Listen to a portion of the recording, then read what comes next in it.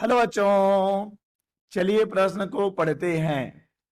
पृथ्वी पर किसी प्रकाश स्रोत द्वारा 6000 एंगस्ट्रम तरंग दैर्घ्य का प्रकाश प्राप्त होता है। जब यही प्रकाश किसी नक्षत्र से प्राप्त होता है तो इसकी तरंग दैर्घ्य 6010 एंगस्ट्रम हो जाती है। ज्ञात कीजिए डॉपलर विस्थापन। और दूसरा हमें ज्ञात करना है नक्षत्र पृथ्वी की ओर आ रहा है या पृथ्वी से दूर जा रहा है, तथा नंबर 3 नक्षत्र की चाल क्या है। और यहां पर बच्चों दिया गया है प्रकाश की चाल निर्वात में c बराबर 3.0 गुणा 10⁸ मीटर प्रति सेकेंड। तो चलिए बच्चों, सबसे पहले हम लिख लेंगे मूल अवधारणा। मूल अवधारणा जिस पर कि बच्चों यह प्रश्न आधारित है।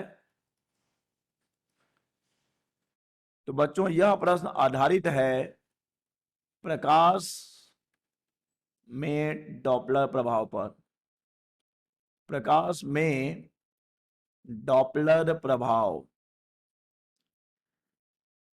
तो चलिए पहले समझ लेते हैं कि क्या होता है डॉपलर प्रभाव।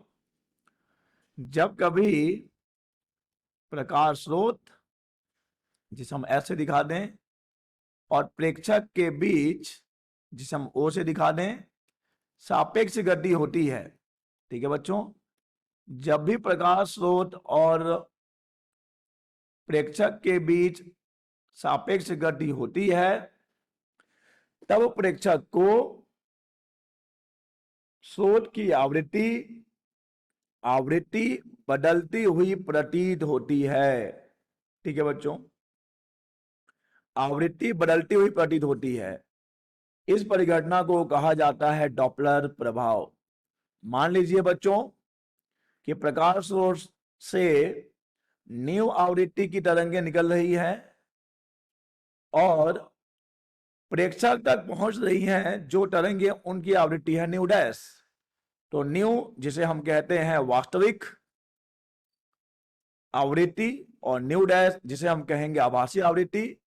बच्चों इसे आप तरंग दैर्घ्य के रूप में भी लिख सकते हैं। मान लिया वास्तविक तरंग दैर्घ्य लैम्डा है, आभासी तरंग दैर्घ्य लैम्डा डैश है।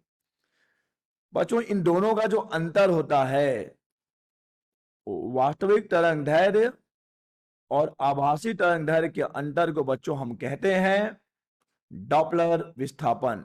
डॉपलर विस्थापन।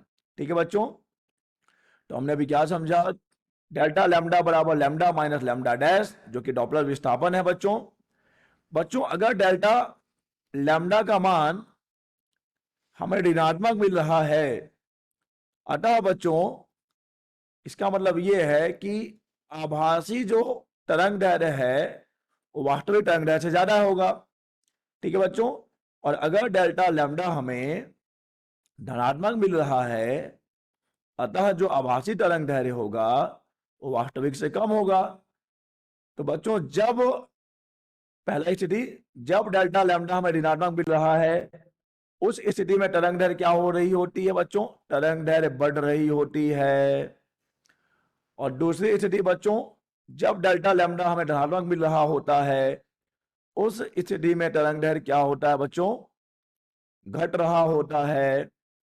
ठीक है बच्चों, और याद रखिए कि जब स्रोत प्रेक्षक से दूर जा रहा होता है, ठीक है बच्चों, तब तरंग दैर्घ्य बढ़ रहा होता है, और जब स्रोत प्रेक्षक के पास आ रहा होता है तब तरंग दैर्घ्य घट रहा होता है। ठीक है बच्चों, तो अब तक हमने इस प्रश्न की मूल अवधारणा को समझ लिया है। अब हम इन मूल अवधारणाओं का प्रयोग करते हुए इस प्रश्न का उत्तर करेंगे। तो चलिए बच्चों प्रश्न को बड़ी बारीकी से पढ़ा जाए। बच्चों प्रश्न कह रहा है कि पृथ्वी पर किसी प्रकाश स्रोत द्वारा 6000 एंगस्ट्रम तरंग दैर्घ्य का प्रकाश प्राप्त होता है। तो बच्चों ये रही हमारी पृथ्वी, ये हमारी पृथ्वी है, और हम पृथ्वीवासी ही यहां पर बच्चों प्रेक्षक हो जाएंगे। ठीक है बच्चों, प्रेक्षक। और बात हो रही है एक नक्षत्र की, तो चलिए हम एक नक्षत्र बना लें। हमने एक आकाश गंगा बना लिया, ठीक है बच्चों। तो ये हो जाएगा प्रकाश का स्रोत। तो अभी जो तरंग दैर्घ्य हमें मिल रही है बच्चों, वो कितना है? वो है 6000 एंगस्ट्रम, ठीक है बच्चों। जब यही प्रकाश किसी नक्षत्र से प्राप्त होता है तो इसकी तरंग दैर्घ्य कितनी हो जाती है बच्चों? 6010 एंगस्ट्रम हो जाती है। कितनी हो जाती है बच्चों? तरंग दैर्घ्य हो जाती है 6010 एंगस्ट्रम। यानी कि बच्चों यहाँ पर जो आभासी तरंग दैर्घ्य है वो है 6010 एंगस्ट्रम, ठीक है बच्चों। तो अगर हम पहले की बात करें, जो हमें ज्ञात करना है डॉपलर विस्थापन, तो डेल्टा लैम्डा बराबर क्या होगा बच्चों? लैम्डा माइनस लैम्डा डैश, यानी कि बच्चों 6000 माइनस 6010, यानी बच्चों में मिलेगा -10 एंगस्ट्रम। तो अगर हम केवल डॉपलर विस्थापन की बात करें कि कितना परिवर्तन हुआ है तरंग दैर्घ्य में, तो हमें उत्तर मिलेगा 10 एंगस्ट्रम का परिवर्तन हुआ है, ठीक है बच्चों। तो ये है हमारे पहले प्रश्न का जवाब, पहले प्रश्न का उत्तर कि डॉपलर विस्थापन कितना है बच्चों? तो डॉपलर विस्थापन है 10 एंगस्ट्रॉम का। अब बच्चों आ जाते हैं इसी प्रश्न के दूसरे भाग में।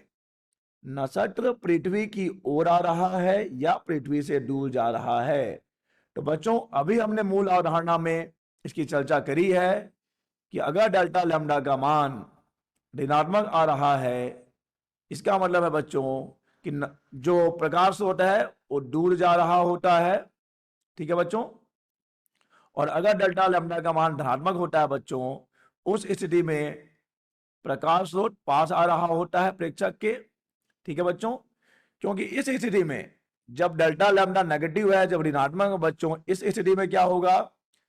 तरंग दैर्घ्य बढ़ रहा होता है, ठीक है बच्चों। और इस स्थिति में तरंग दैर्घ्य घट रहा होता है। चूंकि बच्चों यहां पर देखिए, एक तो हमें डेल्टा लैम्डा का मान ऋणात्मक मिला है, और दूसरा चीज आप देख भी सकते हैं कि यहां पर तरंग दैर्घ्य में क्या हुई थी बच्चों? वृद्धि हुई थी। 6000 से तरंग दैर्घ्य कितना हो गया था? 6010 एंगस्ट्रॉम हो गया था। तो बच्चों हम अब कह सकते हैं, क्योंकि डेल्टा लैम्डा क्या है बच्चों? डेल्टा लैम्डा है ऋणात्मक।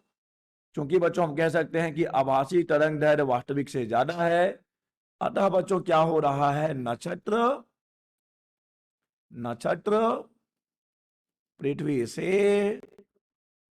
से दूर जा रहा है, ठीक है बच्चों।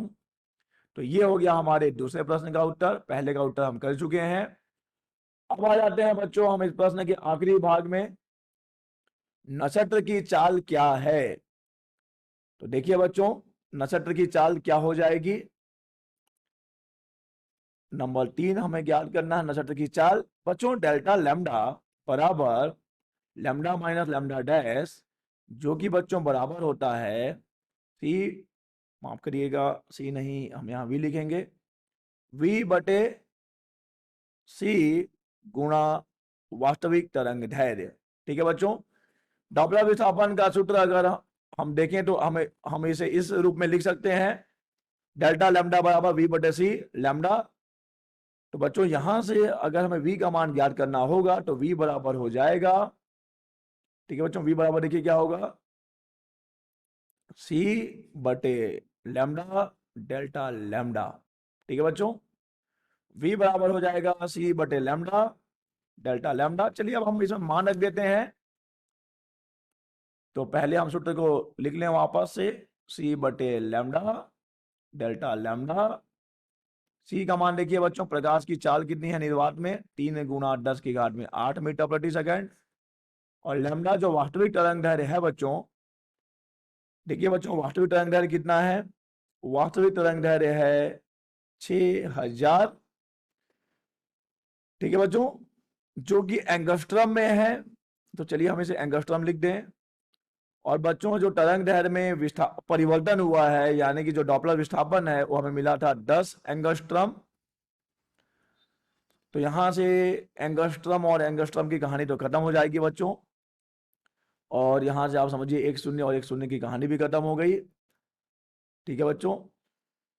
अब आगे बढ़े हम, तो हमें v बराबर मिल जाएगा 3/6 और ये 10 के घात में आ जाएगा केवल और केवल 6, क्योंकि बच्चों यहाँ पे 100 भी तो है, और ये हो जाएगा 3 काम 3 दूनी 6, तो v बराबर आ गया 0.5 गुणा 10 के घात में 6। तो ये हम लिख सकते हैं 5.0 गुणा 10 के घात में 5 मीटर प्रति सेकंड। ठीक है बच्चों, तो ये है नक्षत्र की चाल, नक्षत्र की चाल। तो बच्चों हमने तीनों प्रश्न के उत्तर दे दिए हैं। डॉपलर विस्थापन जो कि हमें मिला था 10 एंगस्ट्रॉम। ठीक है बच्चों, दूसरा ये पृथ्वी से दूर जा रहा है नक्षत्र, क्योंकि तरंग दैर्ध्य में वृद्धि हुई है। और नक्षत्र की चाल कितनी है बच्चों, नक्षत्र की चाल देखिए यहां पर लिखा गया है। ठीक है बच्चों, आशा करते हैं आपको समझ आया होगा। धन्यवाद।